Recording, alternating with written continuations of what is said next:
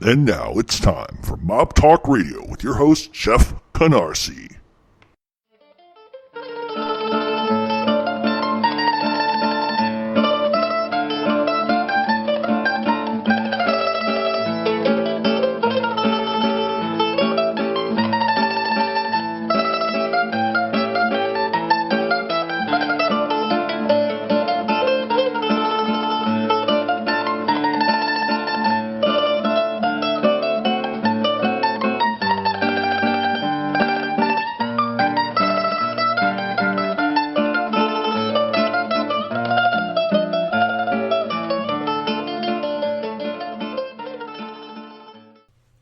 And welcome to this week's edition of Mob Talk Radio. I am your host, Jeff Canarsie. Lots going on. Obviously, in this show, we are going to talk about Anthony Gaspipe Casso. But before we get to that, I wanted to sort of give an update on what's going on in South Philadelphia. If you've been following the Joey Merlino thing at all, the crux of this case obviously is Merlino was indicted with 15 or 16 other guys, basically on the words of an informant named John Rubio. And one of the issues that they have had with this sort of moving forward, and a lot of the speculation as to why this case could get tossed for Merlino, is because it didn't seem to be any oversight between the FBI and John Rubio. There's over 800 recorded conversations, and some of these conversations were either outright deleted or erased. There were also video evidence taken on the device that the FBI gave John Rubio, and apparently some of those are missing. So the argument is that if there's no oversight between the FBI and an informant, and large gaps of information and evidence are missing, then truly, technically, how can you move forward with the case? So that's where we were for about 2 months, going into this. But yesterday or the day before, it's being reported that the FBI is looking to indict Joey Merlino on a RICO murder conspiracy charge. And this goes back to a lot of people that were killed back towards either prior or not prior, but during the Scarfo era to the Natali era. So the FBI is really looking to get Joey Merlino caught up in some sort of murder charge, because that's the only thing that's really going to stick at this point. One of the things that makes this kind of interesting is that Anthony Nicodemo, who was a part of the Merlino era group, he's a soldier, he's a stand-up guy from what everybody says.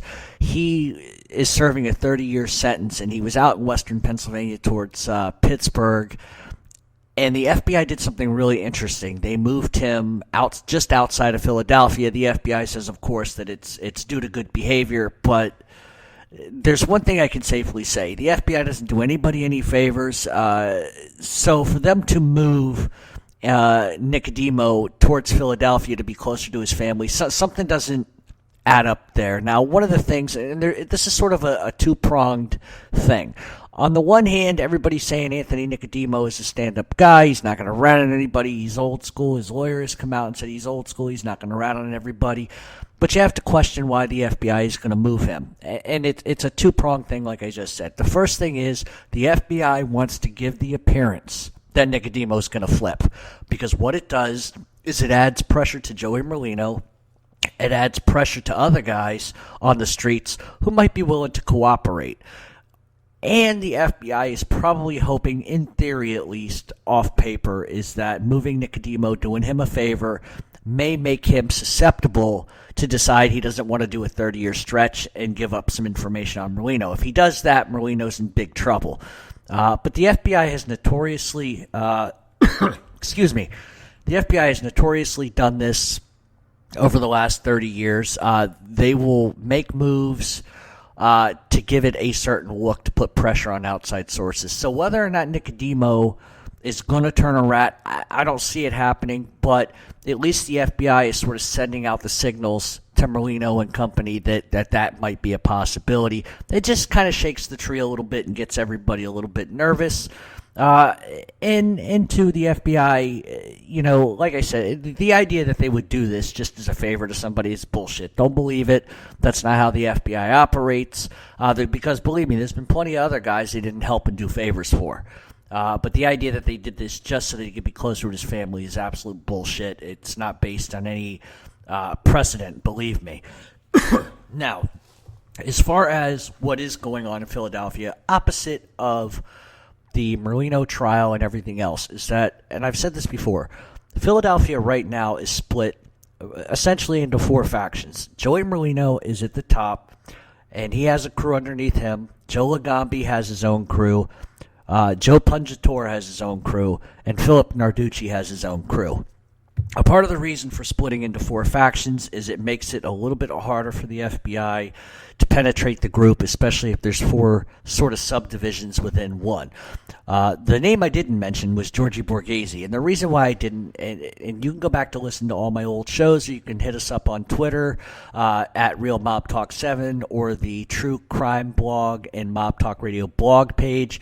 We talk in depth about Philadelphia and what's going on there, but one of the big problems that they've had is that Georgie Borghese opened up a social club in South Philly, which has created a lot of problems. And there's a history there with Georgie and Joey and Marty Angelina.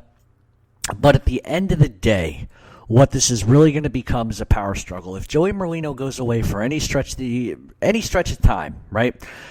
I don't think he's going to be able to hold on to the family. There's just too much going on. Steve Mazzone is the underboss, fairly stays off the radar, but I don't think that he carries enough power with him to essentially remain control of the family. And furthering that notion is the idea that Joe Lagambi at some point would take over again, even though he's in a consigliere type of role. There's just no way he's going to take that over again. Listen, he got off of the racketeering charges. He's in his 70s. I don't think there's any way that Lagambi's going to be stupid enough to want to accept that role. So the idea is, where do we go from here? If Joey goes away and Joey cannot remain the power in the family, then what's going to happen? Essentially, what I believe, and this could get me in some trouble, but I'm not really worried about it. The guys you got to watch are Philip Narducci and Joe Pungatore. The reason why I say that is Pungatore and Narducci are Scarfo-era guys. They did their time. They're back on the streets. They wield a lot of power. When Joey brought Narducci back into the fold, it upset the apple cart just a bit, because guys like Borghese felt like they should have been upped. They should have their own crew. But Georgie's mouth got him in a little bit of trouble with Joey. He went to, believe it or not, Merlino asking for Marty Angelina's head on a platter. And that goes back to when Borghese went to prison. Angelina took over his rackets, and when Borghese gets back out, he expects to have them returned, and Joey says not going to happen, so he wants Angelina killed. Joey says that's not going to happen, and the next thing you know, Georgie gets bumped down, and they essentially neutralize him by pushing him sort of out of South Philly a bit into Delaware County. So you have that going on. But looking at it from a street perspective for a minute here, Philip Narducci is a tough guy. He's not soft. He's not a pushover. And the thing is that if Joey goes away, there's going to be a big power vacuum. Like I said, I don't think Mazzone has the strength to do it. But you're going to see guys like Joe Pungatore, and you're going to see guys like Philip Narducci come together. And I believe, just using my street intuition here, that they're going to make a run to the top. And they can easily do it because they have the power behind them to do it. Where it gets real dicey in this situation is that Borghese is also going to take a run. And so you're going to have, essentially, it's going to go back to a Scarfo Merlino era type of problem. How far it goes, I'm not really sure, but it has all the ear makings of a powder keg and has all the ear makings of a mob war coming to the streets of Philadelphia again. I don't know if it's going to get that far. Because I think in order for Borghese to even try to make a run, he's going to need the support of his uncle, Joe Lagambi, and Lagambi's not going to give that to him. So, because Lagambi, I think, in the end is going to be more loyal to Merlino. But like I said, this all comes down to one big theory, and the theory is if Joey Merlino goes away for any bit of time, and we're not talking like a 2-year, 5-year, 6-year bit, we're talking 15 years plus, you can almost guarantee at that point, if Mazzone does not want to take over the family, which, like I said, I don't think he has the power to do so, But if Mazzone tries to take over the family, it's not going to work. Guys like Narducci and Pungitori have more strength, more power. They're more ballsy, and I think that that's the direction that they're going to go in. And you also have to look at it in terms of, from the other five families' perspective, is that, there are these tapes. Joey has said some things. I don't know if the other families are going to blame Joey Marino for this indictment. There's a lot of politics involved in this, but I think what the safe bet is, and you can put this in stone and on paper and notarize it, laminate it, do whatever the fuck you want. But at the end of the day, if Joey Marino goes away for any bit of time, you're going to see Narducci and Pungitori take a run, and they should be fairly successful because I don't think Joey's necessarily going to fight them. I think the family probably, gauging from Narducci's personality more so than Pungitori's, I think he can run it in a way that will cut back on some of them being exposed, at least publicly and out in the streets. When you have that schmuck Dave Schratweiser and George Anastasia on the corner a couple blocks from the social club talking all this shit about the mob and what they're doing, that's not good for business. So they need to essentially scale it back. The Philadelphia numbers are Scarfa era numbers at this point. They have anywhere between 35 and 50 made guys and another probably 40 or 50 associates. So Philadelphia has definitely rebuilt their ranks. But the problem is, and I've always said this about Philadelphia, it's such a small area to operate in. And that may be one of the reasons why you saw Joey Marino kind of stretching out a little bit into New York and some other areas, diversification portfolios, stuff like that. So when you have a group of guys, let's say 35 made guys, and there's 3 rackets in all of Philadelphia, they're all going to fight over it. And that's been the big problem with Philadelphia. In other states, other cities, there's enough money to be spread around. And you can look at the history of the mob in New York, and there's always enough to go around. There's always enough money to feed people and to help.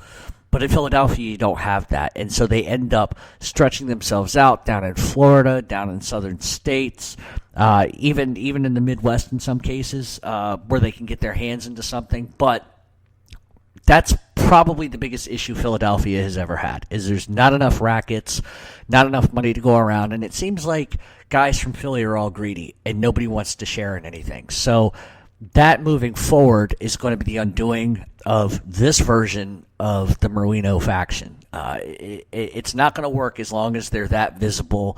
Apparently they haven't learned a whole lot, and that's par for the course in Philadelphia. It's always been that way, and that's probably one of the reasons why Philadelphia has not had a seat on the commission in God knows how long.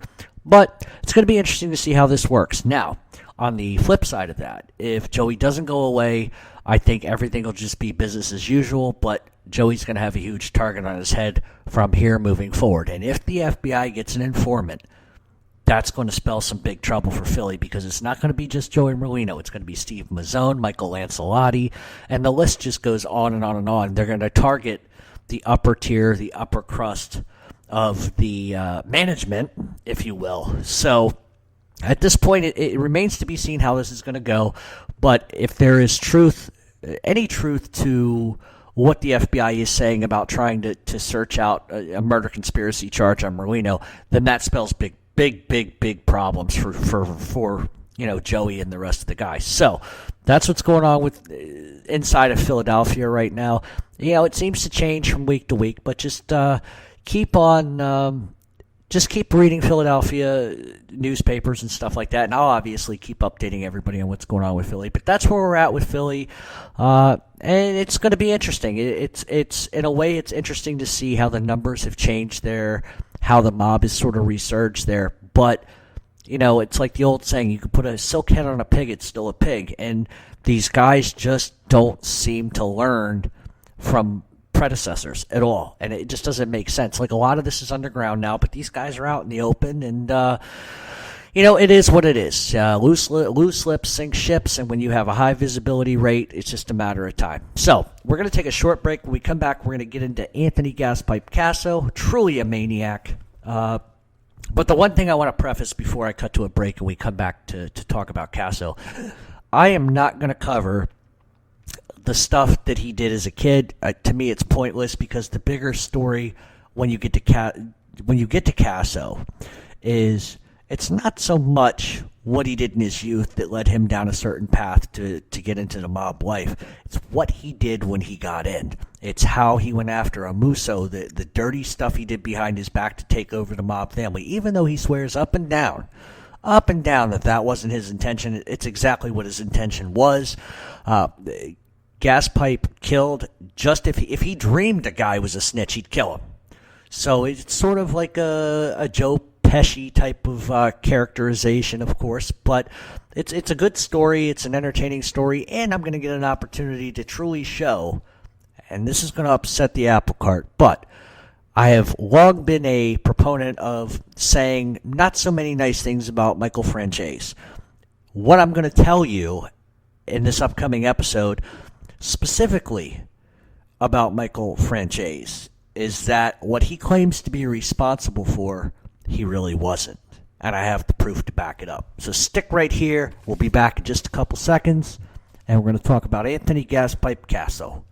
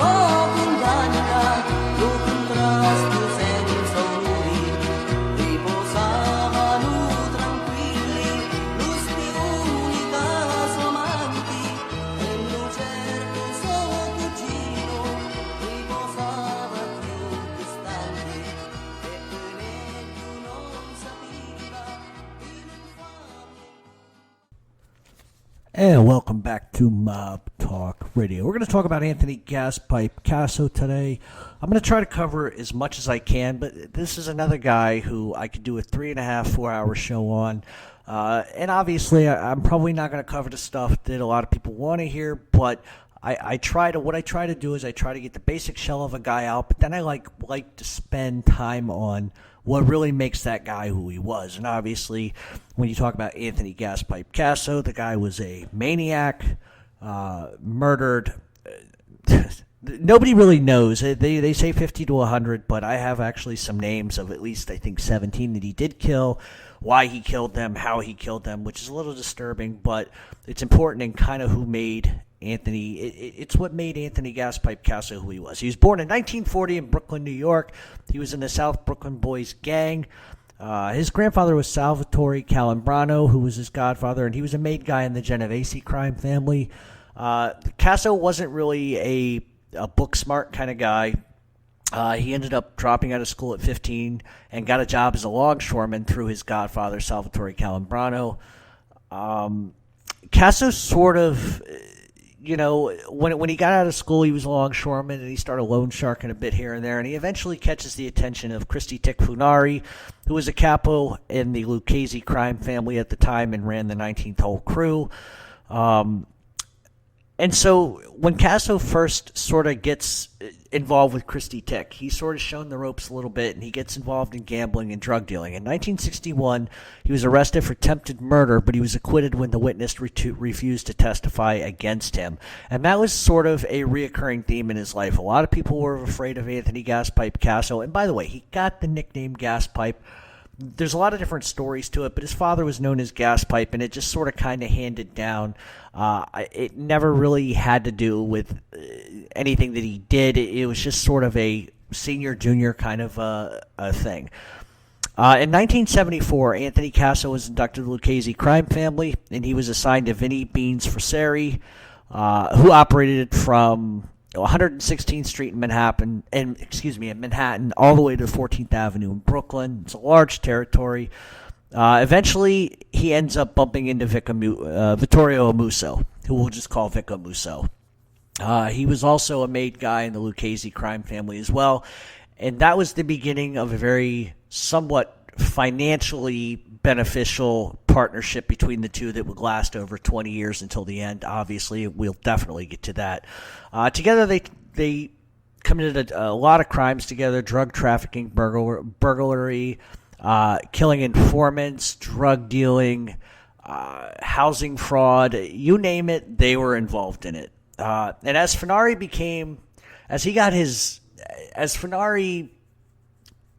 wow, I'm just having brain farts today. Sorry about that. As Fenari got upped and he became the consigliere, Casso ended up taking over Casso was offered taking over the 19th hole crew, but Casso declined, and instead he suggested that his friend Amuso be promoted. Now, one of the reasons why I theorize why Gaspipe continued to, because it was more than one time he was offered to take over the role of something and declined, suggesting someone else.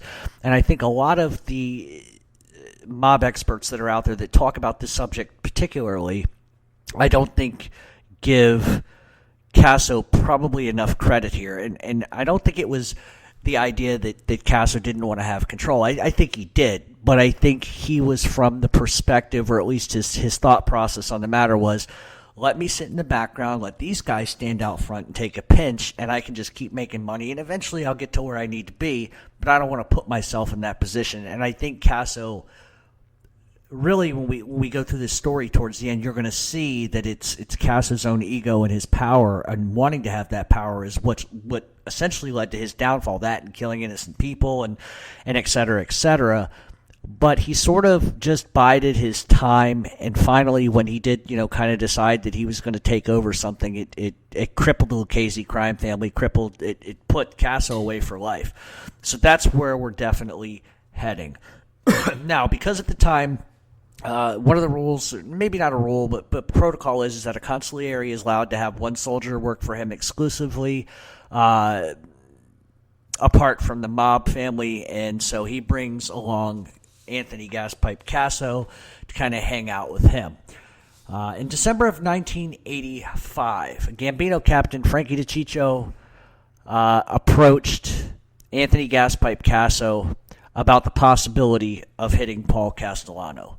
DiCiccio what he was doing was he was going around to the other families trying to get a general consensus or a general feeling of whether other mob families would sort of be okay with the idea if Paul Castellano was murdered. According to Sammy Gravano in court testimony, Anthony Casso signed off on this and said, yeah, not a problem, go right ahead, which Casso has debated and denied for a long time. Because if you listen to Casso long enough, and if you listen to anything that he said, he consistently puts himself in mob murders that he wasn't involved in. He puts himself in scenarios he wasn't involved in. He talks about him going after John Gotti Sr., which we can argue that back and forth. We've been over that a million times. I really don't want to go down that road.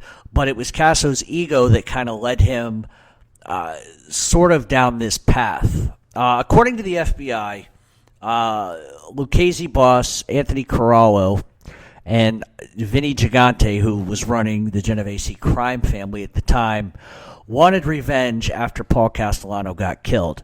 And as the story sort of gets weaved a little bit, at least in Casso's version, is that they assassinated Frankie DiCiccio because they obviously wanted revenge on Gotti, and they thought that Gotti was supposed to be in the car, and essentially it was somebody else, and Frankie DiCiccio gets killed. And so that's the way that goes. And if you listen to Casso long enough, he says he was the one responsible for the car bomb. He was responsible for the guy chasing after Gotti. And I have detailed, painfully detailed, because I've said it a million times, that there's a lot of inaccurate information. And I'm going to say it here for the last time. Don't ask me to print court documents to prove it. I'm just telling you from a street perspective. This is my theory, my opinion, and based on information people have told me. Anyone who believes for one fucking second that Vincent Gigante did not know that Paul Castellano was going to get hit, you're a fool. Not only did he know, but then he orders Casso to kill Frankie. as sort of an eye for an eye kind of a thing. Okay? It was in Gigante's benefit, not only financially, to sort of idly sit by and say, yeah, okay, but, I'm off the record with this. Because the truth is, on the record, every crime family was in on that. They all had nobody had a problem with that. But it was, and also adding to that is that when originally Frankie DeChico went around and started sort of, getting feelers for whether or not people would be okay if they did this or did that, in the circle of life, especially in the mob life, rumors fly. Guys were telling guys, everybody knew about it, and some guys were even impatient, wondering what was taking so long for this to happen. So the idea that Tony Ducks Carallo didn't know about this, Vinny Gigante didn't know about this, is all bullshit. I don't believe that for a second. I think not only did they know, but they signed off silently on it. Then Gigante, to make himself look like he had plausible deniability in knowing about it, obviously takes out Gambino, Captain Frankie DeChico. Everything, at least from a street perspective, everything looks even. You know what? You took out this guy, we took out one of your guys. That's the way it's going to be, because John Gotti was not a hard man to find. If you've ever seen videos of how John Gotti walks, how he looks, he has a bounce in his step. He looks a certain way. It's not that they couldn't find this guy. They could have found him if they wanted to. They didn't, because they were okay with an eye for an eye kind of a deal, and everybody moved on, and everybody was fine. There wasn't anything after the Frankie hit. Nothing. Nobody came after John Gotti after that. So the idea that they were hell-bent on revenge is a little bit lopsided to me. And like I said, they were in on it. They financially benefited from it. So that's just the way it is, and let's leave that there, because I'm so sick of people reporting stuff that isn't even accurate. So, moving right along, Casso has said on record that he and Vic Musso are the ones that planted the car bomb and detonated it in 1986. However, in the fall of 1986, the commission trial comes. Anthony Carallo starts to kind of figure that he's probably going to go away for the rest of his life. He's never going to get out of prison, so he needs to start figuring out where the family's going to go, and he essentially endorses Anthony Casso as the next boss, and Casso says, you know what, I don't want to do this, let Vic Musso take it over. Once again, it's sort of a Machiavellian kind of way of doing things. Casso could have been the boss, but I think he realized that he didn't want to be out front. You get out front, and you're going to end up, suffering the consequences. So Musso ascends the throne essentially in 1987, becomes the boss, and Casso effectively becomes the consigliere. Then in 1989, Casso was made underboss when Mariano Macaluso retired. So he goes from being consigliere to the underboss in 1989. However, even though Gaspipe wasn't effectively the boss of the family, he wielded just as much power as Vic Musso. They sort of shared a power together. Essentially, Musso dealt with policy issues. He represented the family at the commission meetings. But Casso, for all intents and purposes here, ran every fucking facet of the family on a day-to-day operation. So really, Casso was the guy who was running all the operations, was responsible for everything going on, whereas Musso sort of took like kind of a supervisory role, dealt with the commission, and just dealt with policy things and beefs between families. Also at this time, Casso really has a lot of money coming in, so he begins to flaunt his wealth. He's buying expensive suits, he builds a humongous house, and he just really starts to enjoy his life. Musso and Casso also were pretty much, they were the two of them, and this is what's an interesting facet to this, is that normally you will see a boss and an underboss not out breaking laws. They sit back, they have their little construction projects and stuff like this, and they got illegal monies coming in, but for the most part, they sit back and watch the money flow upwards. But for Musso and Casso, they didn't. They were very active in the streets, even though they had the position that they had. They were both pulling in $20,000 a month from extorting a Long Island carting company. They had $75,000 a month from kickbacks from as many as 10 air freight carriers, which enabled them essentially to control labor peace and allow for no union benefits for their workers. They got $20,000 a week from video poker machines, $245,000 from Quadrazi Concrete Supplying Company. They split $200,000 from the Garment District, which was a cut from everyone else's rackets. So these guys were still very active in the streets. They could have sat back and just said, you know what, we're going to watch the money flow upwards, but they didn't. They got on the street and they banged and they grinded and they earned. Casso was incredibly...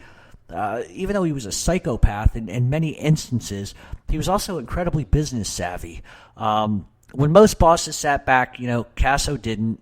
Casso and Amuso could split $800,000 from a Colombo crime family in return for Casso's help in robbing steel from the West Side Highway construction site in Manhattan. They split $600,000 via the Gambinos for allowing the Gambino crime family to take over a Lucchese owned contractor for a housing complex in Coney Island. And Casso would even go so far as to forge alliances with Russian Mafia and Brighton. He was the one thing about in researching some of this about Casso was this is a guy who's at the top of the ladder, doesn't need to be on the streets banging, but he is. He doesn't need to start forging ties all over the place and opening himself up, but he does. And what he ends up doing is he forges close alliances with Russian mob boss Murat Balagula. And who he was he operated a multi-million-dollar gasoline bootlegging scam in Brighton Beach. The one that Michael Franchese says he started. And see, that's another thing that I really wanted to get into with Casso, and especially Franchese. Now, if you've listened to anything I've said about Michael Franchese over the last few months, is that he's a blowhard, he's an egomaniac, takes responsibility for things he had nothing to do with, makes up wild stories about John Gotti Jr., which isn't true, especially the one about how, he was trying to operate something in a little shop district, and Gotti owned one of the places, and he basically forces Gotti out by selling out to him. It's a wild, crazy story, and I don't want to get into that, but it's another one of these fantasies that Michael Franchese has about who he was. If you listen to any of these interviews that he does, he talks about his brilliant gasoline shakedown scam that he invented. Well, technically, he didn't invent the shit. What he did was he extorted somebody and just tried to take over. That's the truth. That's what he never tells anybody. It was all his idea, how brilliant I made all this money, and everybody marveled at how smart I was. Motherfucker, you weren't smart at all. The only thing that you did, because he likes to take all this credit for imaginary shit. Doesn't take intelligence to pull a gun and force. If you invented the scam by yourself, hey, all power to you. I'll say you're a smart guy. But he's not. He's a thug and a gangster. That's what gangsters do. But all that Franchese did was shake down Murat Bagula. Bagula gets pissed off. He goes to see Christy Tikfunari and he asks for a sit down. He's pissed. He's being shaken down by somebody that is, outside the family.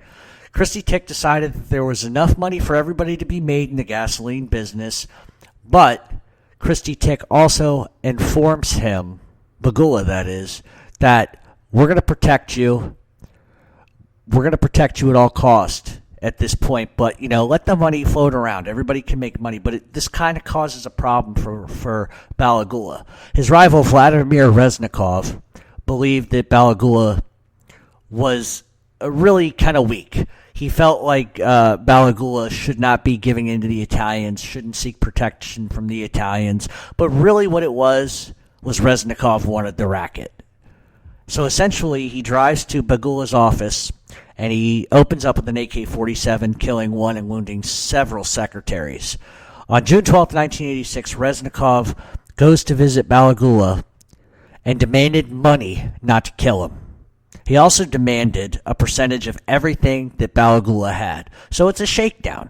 It's an effective shakedown. The mistake that Reznikov makes is by thinking that Balagula doesn't have any strength. Balagula gets so scared and intimidated by Reznikov, he literally has a heart attack on the spot. He ends up getting taken home, starts to recuperate, and then he's got to figure out what he's going to do. Reznikov says, I want this money in a few days. So Balagula picks up the phone and calls Anthony Casso. He explains what's going on, and immediately Casso becomes infuriated. So Casso tells Balagula, go ahead and call Reznikov. Tell him, you got the money and you'll drop the money off tomorrow. The next day or so. Casso then says to Balagula, hey, give me a photo of this creep Reznikov. So the following day, as Reznikov shows up to collect his money, he goes in, realizes Balagula isn't there, probably not going to show. He heads out the front door and immediately is shot to death by Joey Testa from the DeMeo crew. That is the power that Anthony Casso wielded. Here's his friend Balagula, making business and money for everybody. Franchise comes in, tries to shake him down. Essentially, Christy Tick says, you know what, there's enough money for everybody to go around, but Franchise needs to leave you alone, and we'll protect you. And then Reznikov comes in and wants a part of that, and immediately, Gaspipe has him killed. And we're not talking about, something simple like being shot in the head.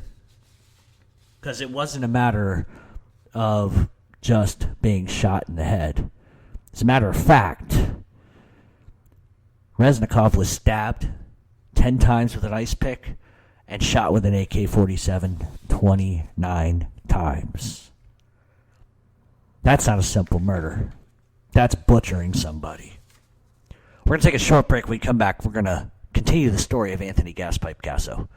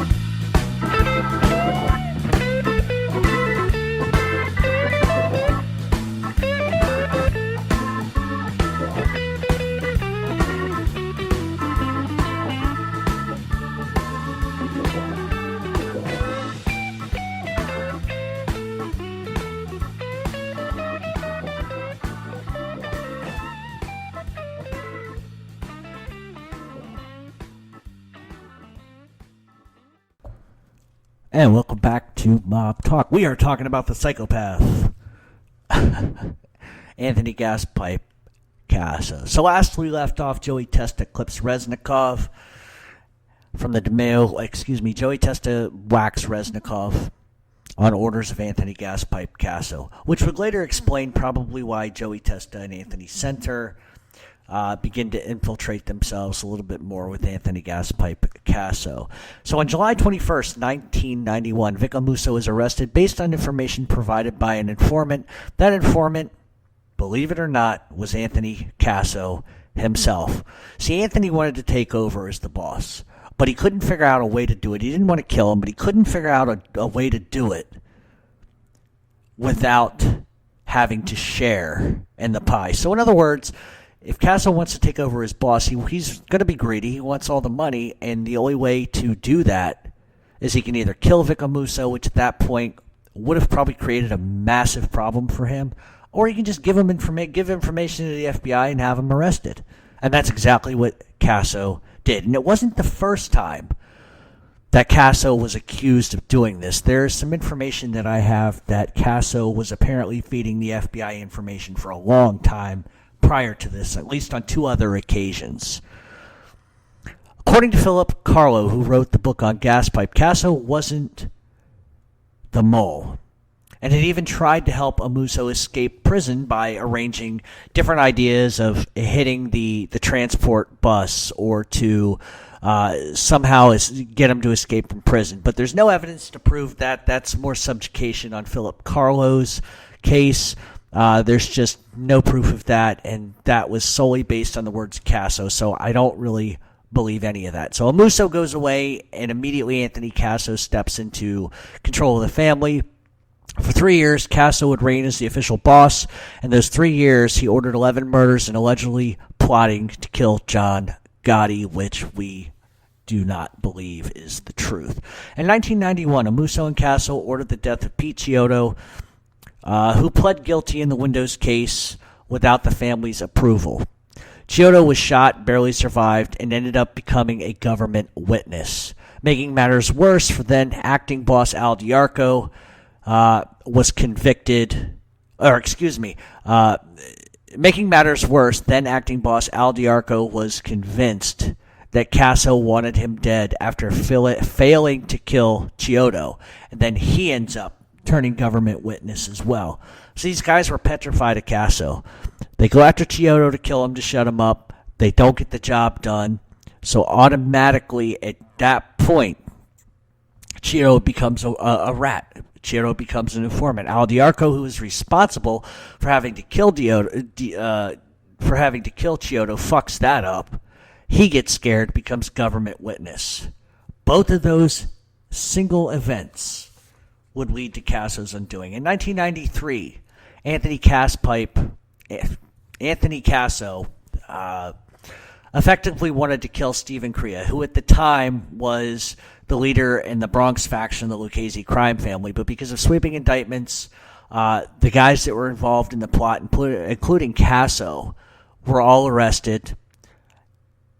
And they just, at that point, I think they were going to, he wanted to kill Crea because he was afraid Crea was a rat, and he was afraid that Crea was going to try to take over the family.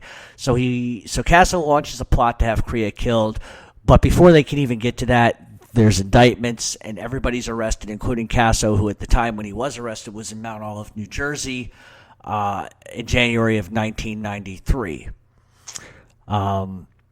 So while being held in MCC in Manhattan, waiting for the trial and the charges to be brought, Casso ends up bribing a guard and tries to walk out. He essentially gives the guard money, puts on like guard type of clothing, and tries to walk through the front door. He would have gotten out, however, one of the guards nearby recognized him and stopped the escape. He then plotted to assassinate Judge Eugene Nickerson, who was overseeing the case. In 1993, Amuso effectively stripped Casso of his title and his rank, essentially throwing Casso out of the crime family. And the reason why Amuso did this wasn't just because the Casso wanted to kill a judge or he tried to escape prison. It's because Amuso realizes now that Casso is the guy behind all the information. Casso's the reason why Amuso is sitting in jail.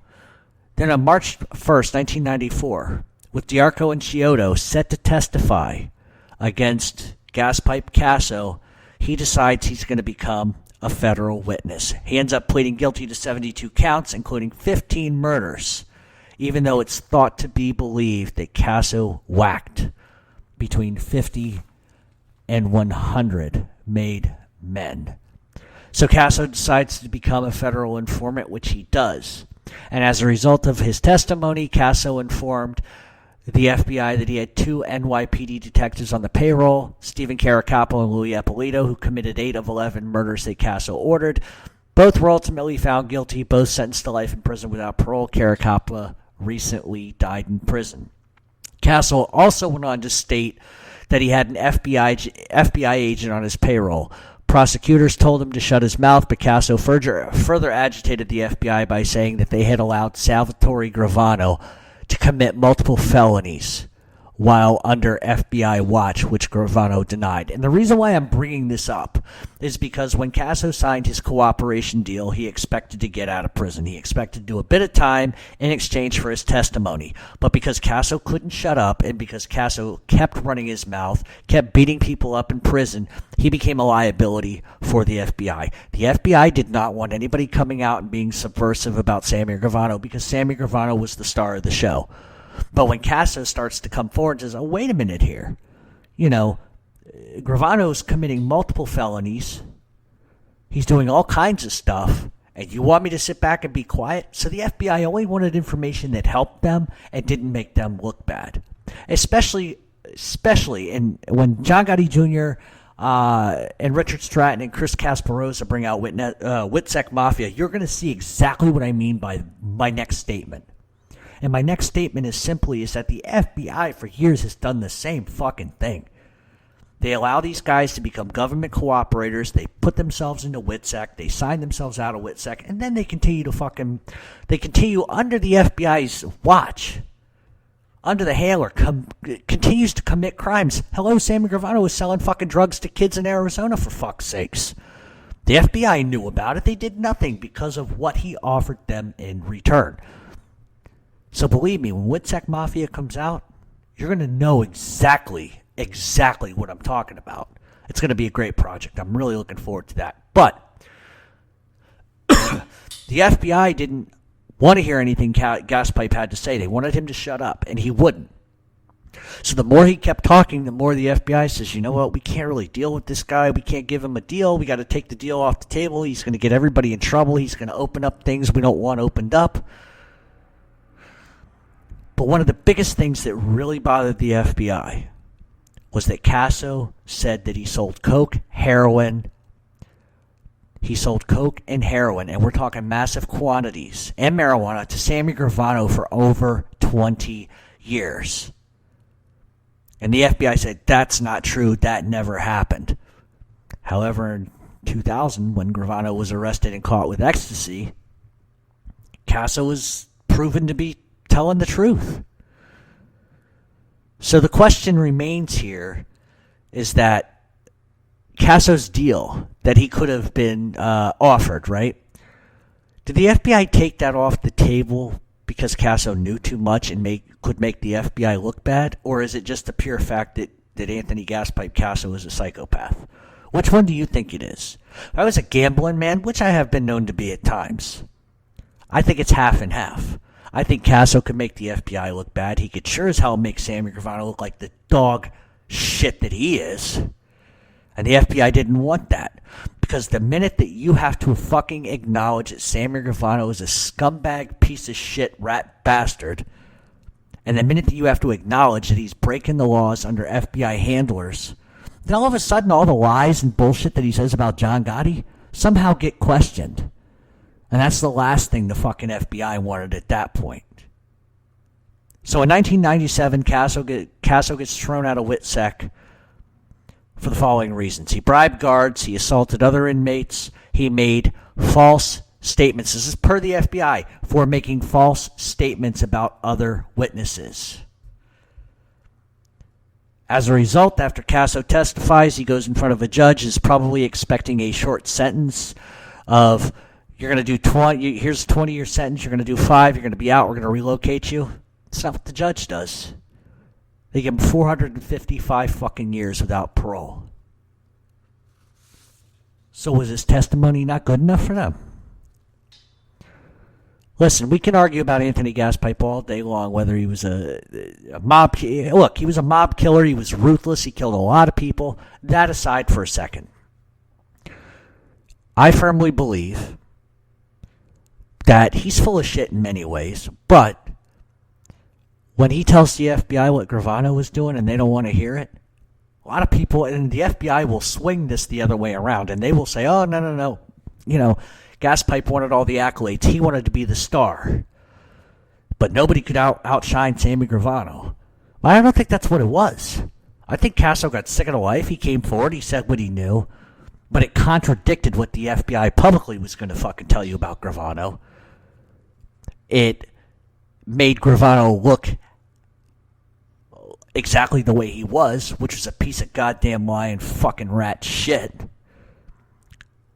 And anytime you bring in another guy who comes in and tells the FBI the complete fucking opposite of what Sammy Gravano is telling them, that creates a problem.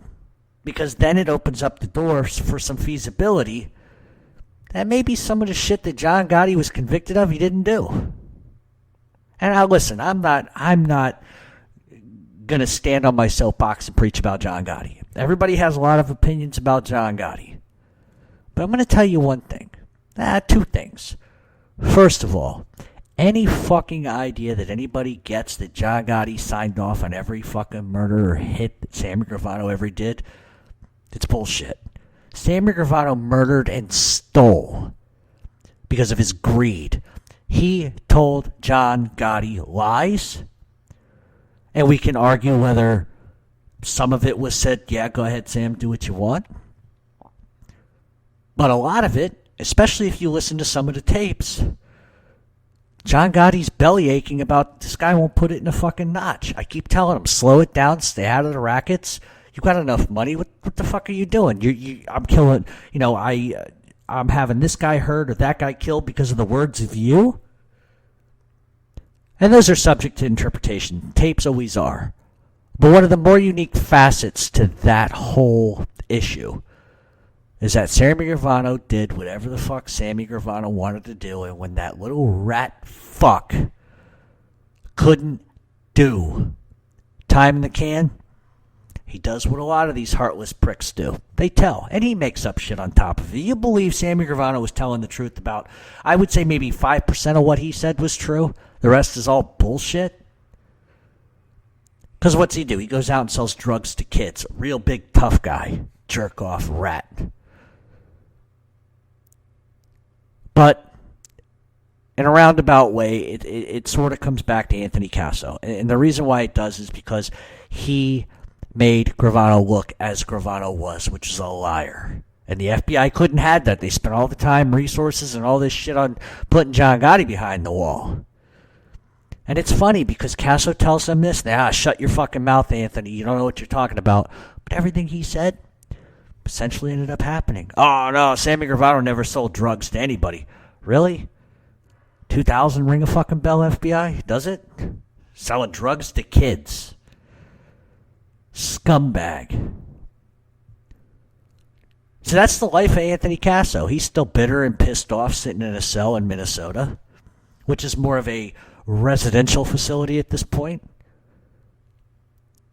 But I wanted to read a bit of Anthony Gaspipe's hit list. And this is going to be a little gruesome, but I just want to show you how barbaric Casso could have been. Anthony Luongo, he was a capo in the Lucchese crime family. He was killed in 1986. He was killed over a personal issue. Casso had him garroted with a piano wire. Israel Greenwald, 1986. He turned an informant. He was baseball batted and shot 3 times in the head. Frankie DeCiccio, underboss of the Gambino crime family, blown up in a car bomb. Jimmy Heidel, he was an associate of the Gambinos, 1986. He was killed for personal revenge. Obviously, he had shot at Casso. He didn't shoot at Casso. He shot Casso. He was tortured, shot 12 times, baseball batted, then was finished off with 5 shots to the head. Vladimir Reznikov, leader of the Russian mob, killed in 1986. He was beaten, stabbed 10 times with an ice pick, then shot with an AK-47 29 times. Nicky Guido, 1986. It was a mistaken identity. He was shot 20 times by an AK-47. Michael Papadillo, he was a captain in the Lucchese's, 1987. He would not hand over his control of his business. He was shot in the head with a 12-gauge shotgun. Thomas Gilmore, Associate, Lucchese crime family, 1989. Gaspipe thought he was an informant. He was shot with an Uzi 17 times. Robert Kubia, 1989. His waste management company was in competition with the Lucchese Waste Management Company. He refused to give in to extortion. He was shot 3 times. Donald Barston, 1989. Owned a waste management company, refused to be extorted, was shot 3 times. Anthony DeLappe, he was a soldier in the Lucchese crime family, 1990. He was allegedly an FBI rat. He was killed with a sawed-off shotgun blast to the head. Bruno Facciolo, soldier, Lucchese crime family, 1990. He was thought to be an FBI snitch, was stabbed 226 times in the head, neck, face with ice pick and knives. Michael Salerno, Kappa, Lucchese crime family, 1990. Casso thought he was his enemy, shot him 28 times. Eddie Wino, captain of the Gambino crime family, 1990. He was killed only because they thought they could get to John Gotti and anger him by doing that. Bartholomew Borriello, he was a captain of the Gambino crime family, 1991. They killed him. He was shot 27 times because they thought if they did that, it would enrage John Gotti. Patrick Testa was a soldier of the Lucchese crime family, 1992. Gaspipe believed he was a potential enemy. Maybe not then, but he could become one. He was shot 30 times. Frank Signorino, 1993, was Pete Chiodo's uncle. He was shot 43 fucking times. He was shot 43 times, and the only reason why they killed Frank Signorino was to try to put heat on Chiodo, to get Chiodo not to testify. So as we look back to mob hits, those are just 17. Those are 17 that he either, one, did himself or ordered. It doesn't account for the other 40 he might have been involved with, or the other 60 he could have been involved with. Listen, in this life, get 2 in the back of the head, you're lucky. Because if Gaspipe was on your back, it wasn't as simple as just getting shot. You were going to get shot multiple times, quadruple times. 47 shots, stabbed 226 times. It's a fucking animal. It's one thing to murder somebody, but that's some fucking animal. That's serial killer animal type of shit. He makes Tommy Patero look like a fucking choir boy, this guy. So that's the story of Anthony Casso, and it's up to you to sort of debate with yourself what you believe the reason why the FBI did not allow him to take a deal, or not allow him to accept a deal. They put a deal on the table, then they take it back. Was it because he was a flight risk, he tried to break out of prison? Maybe. Is it because he wanted to hit a judge? Sure. You can argue those thoughts, but I know better. Because I think at the end of the day, the reason why Gaspipe is sitting in Minnesota, because he went from ADX in Colorado to Butner, North Carolina, to Minnesota. The reason why he's there, the reason why he gets that 455-year fucking sentence with no possibility of parole. Sure, he's a psychopath. He killed a lot of people. Fine. But I think the real reason why he's sitting there, at the end of the day, is because he spoke out against Sammy Gravano. And I'm sure he said things that totally made Gravano's testimony look as ridiculous as it was. And who knows? Maybe Casso could offer some insight into John Gotti and some of the shit that was true and made up by Gravano. The FBI spent so long going after John Gotti and John Gotti's whole family that you had better believe that if anybody came forward with any evidence that said otherwise, they would go to extremes to bury it. I'm not talking conspiracy here, because that's not what this is about. It's a matter of the minute you speak out against a star witness, you're done. They can't let you out. You become a liability. So, of course, they're going to make you look crazy and everything else. So, what do you guys think? Hit me up on Twitter. I'm at Real Mob Talk 7. Let me know what you think of Casso. Do you think that the deal was taken off the table because he was a nut job and threatened to kill judges and stuff? Or do you think it's because he made Gravano's testimony look exactly what it was? Bullshit lies. And I could be wrong, and I'm sure I'm going to get emails of people telling me, there he goes, he's sticking up for John Gotti again, blah, blah, blah, blah, blah. Listen, that's not what this is about. It really, at the end of the day, this is not about John Gotti. It's about a principle. It's about a bigger issue here. And the bigger issue is how the federal government continues to allow these fucking rats to murder as many people as they want, rob as many people as they want. They do 3 years in fucking prison for snitching out 20 guys and ruining their lives. Then they fucking go into WITSEC where they're babied and taken care of, get a stipend, move to a new location, get a groovy name like Chuck Steak or Beef Webster. They don't fucking work. They don't do nothing. And guess what they do then? They sign themselves out of WITSEC and they start fucking going back to the streets, committing crimes. All the while, the FBI is overseeing them. Just because you sign yourself out of WITSEC doesn't fucking mean you don't have, the FBI watching you. I know somebody's got the FBI in speed dial, the fucking rat. So the point is that at what point is that acceptable? How is it acceptable telling on 40 fucking people when chances are the crimes you fucking committed are more atrocious than the shit the other 40 did? So you're going to tell me you whacked 19 fucking guys, right? One of them being your fucking brother-in-law, for Christ's sakes. You rob everybody's businesses. You kill them because you want to take their money. And you tell on one man. And all of a sudden, you get a 5-year sentence? Are you fucking kidding me? They have made this world profitable for tattletaling, goody two-shoes type of shit. I understand it on a certain level. I really do. I understand it on a certain level. But you know what? Nobody held a gun to my head and said, hey, go do this. I made a subjective choice to do it. I made a choice to go into this jewelry store, stick a burner in somebody's face, take all the jewels and sell them on the street. Nobody made me do that. What the fuck ever happened to just accepting the responsibility of the bullshit you do? Oh, I don't want to spend any time in jail, so, I'm just going to tell on everybody. Stop glorifying rats and snitches. They're nobodies. And sure, they can get out of WITSEC, change their life, and go on the speaking circuit and tell you how fucking wonderful they are.